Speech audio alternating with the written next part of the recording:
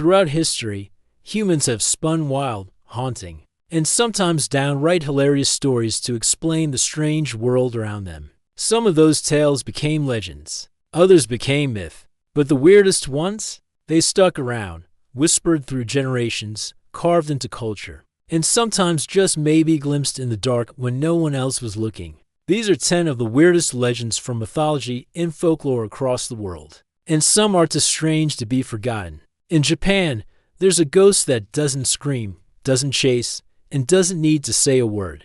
The Naprabieb, or faceless ghost, appears to you as someone familiar, a beggar on the street, a lover by your side, a friend in the moonlight. But when you look closer, they turn, and their face is completely blank. No eyes, no mouth, just skin. And that blankness isn't just eerie, it's deeply unsettling. In Japanese folklore, encountering a Naprabieb is considered a bad omen, often leading to madness or doom. It is the kind of ghost you don't even know is haunting you until it is too late. In the frostbitten lands of Scandinavia, there's a shadow that slips into your room at night. It doesn't creak the door. It doesn't make a sound. It just sits right on your chest. This is the mare, a demonic being that rides you like a horse while you sleep.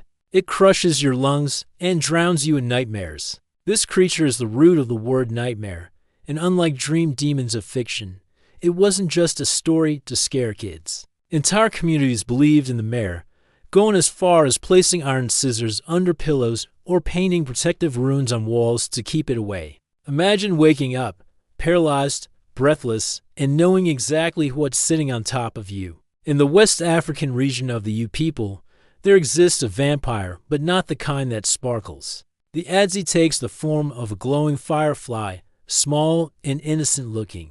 It slips through cracks in walls and mosquito nets, flying straight to its sleeping victim.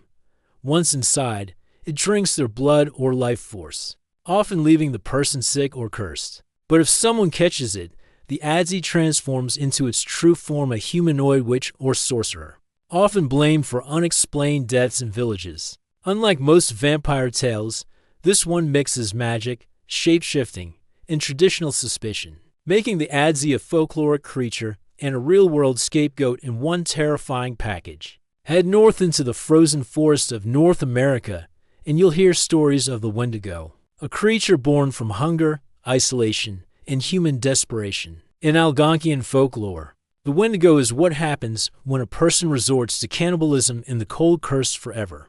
To become a monster, it is emaciated, with skin stretched over its bones, and it grows taller with each person it devours. The more it eats, the hungrier it becomes. Some say you can hear it in the trees, whispering your name in a voice that isn't quite human. The Wendigo is more than just a scary story, it's a warning. A myth wrapped around a moral: consume your own kind, and you become something else entirely.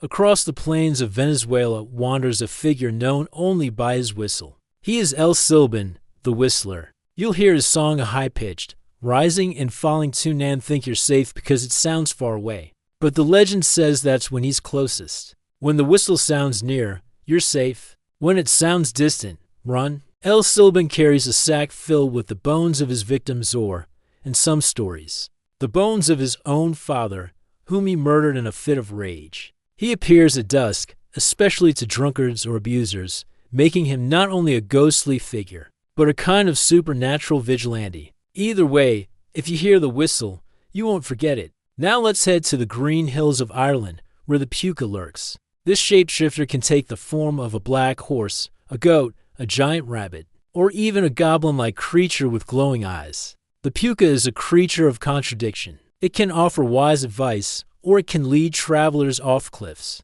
It might bless your crops, or it might curse your fields. Some farmers left offerings of berries or milk to stay in its good graces. But if you saw a dark horse at night, no matter how beautiful, you'd be wise not to ride it. The puka was known to carry riders off into the wilderness, only to throw them violently back to earth, usually in a bog. Mischievous, malevolent, or mysterious? No one really knows. That's the point. Slavic folklore gives us one of the most convoluted, yet creepy villains of all time, Koschei the Deathless. He is a skeletal old sorcerer who kidnaps princesses and cannot be killed, because his soul is hidden in a needle. But that needle is inside an egg, inside a duck, inside a hare, locked in an iron chest, buried beneath a tree on a remote island. To defeat him, you'd have to complete an absurd, nearly impossible scavenger hunt. The idea of hiding one's soul isn't unique, but Koschei takes it to absurd,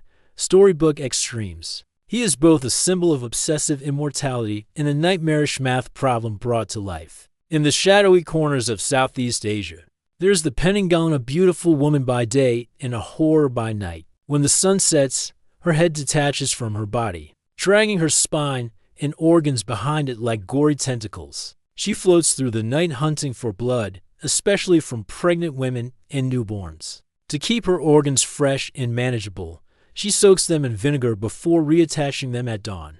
Locals hang thorny vines or place broken glass around windows to keep her out, because she is not a ghost, but a living human sorceress with a terrible hunger. Her legend is a chilling mix of vanity, dark magic, and maternal fear. In the jungles of the Philippines, there's a giant that lives in the trees. The caper is a huge, dark, hairy humanoid who sits high among the branches, watching silently while smoking a thick cigar made of rolled palm leaves. He isn't always evil. In fact, if you respect the forest, he might even protect you.